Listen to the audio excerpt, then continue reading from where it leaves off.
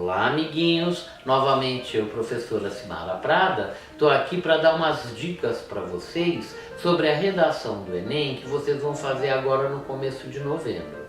Em primeiro lugar, você tem que saber que o gênero é a dissertação. E eles chamam de dissertação argumentativa não porque você tenha que se posicionar logo desde o início, de cabo a rabo, se é sim ou não, positivo ou negativo. Eles chamam de argumentativa porque eles exigem que na conclusão você dê uma proposta de intervenção ou um encaminhamento de solução, que é a mesma coisa. Então, é argumentativa por conta da solução que você vai propor para resolver o problema que você está discutindo. Então, vamos primeiro comentar a questão da macroestrutura, como tem que ser a estrutura do seu texto no Enem.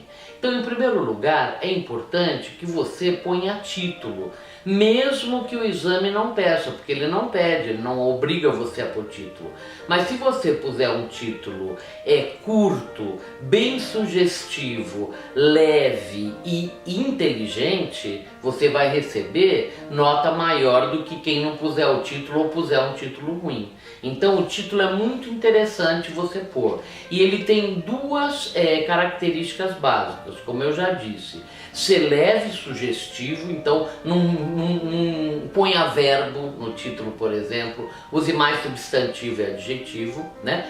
E em segundo lugar, ele tem que antecipar de alguma maneira o conteúdo que o leitor vai encontrar no texto. Então, ponha título. Depois do título, você vai colocar o primeiro parágrafo da dissertação, que é a tese, né? A tese, ela é composta de tema, problema e opinião.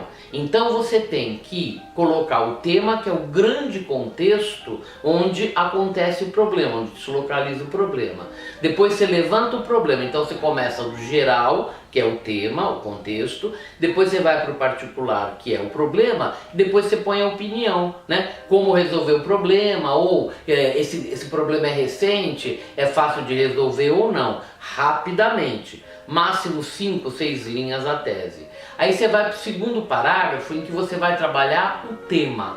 O tema é o grande contexto, como eu já falei. Então você vai localizar o problema vendo as causas, né, dentro do tema, do grande contexto, que podem ter gerado o problema. E vai colocar rapidamente essas causas como gancho para o terceiro parágrafo. Porque é no terceiro e no quarto parágrafos que você vai trabalhar o problema. Aí você vai argumentar, você vai exemplificar, você vai opor, contra-argumentar. Então é no terceiro e no quarto parágrafos onde você vai discutir o problema. E lógico, a sua opinião vai estar aí em relação a ele. E no quinto parágrafo você tem necessariamente que pôr um encaminhamento de soluções, mas não ponha uma conclusão genérica como a sociedade tem que se conscientizar de que. Não, conscientizar é muito abstrato.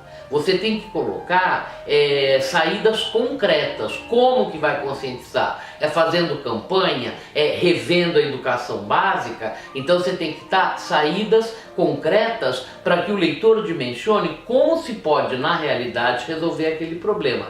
Não precisa ter muitas saídas, não. Uma saída bem colocada já está interessante, articulada com uma outra que seja secundária. Então, em termos de estrutura, é isso que se espera do seu texto, tá? E aproveitando sempre muito a coletânea. Quando o examinador dá dados para você na coletânea, ele supõe que alguns deles você vai usar. Então não ignore olimpicamente os dados achando que não são necessários, não, porque ele vai avaliar o teu uso da coletânea. E se ele pôs dados, então ao menos alguns deles você deve usar. Então é isso, queridos. Um beijo para vocês e até o próximo contato, quando eu vou falar de alguns temas que podem cair nesse próximo Enem 2017. Vou conversar com vocês sobre dicas de temas para os vestibulares. Esses temas que eu vou colocar tanto podem cair no Enem quanto nos grandes vestibulares.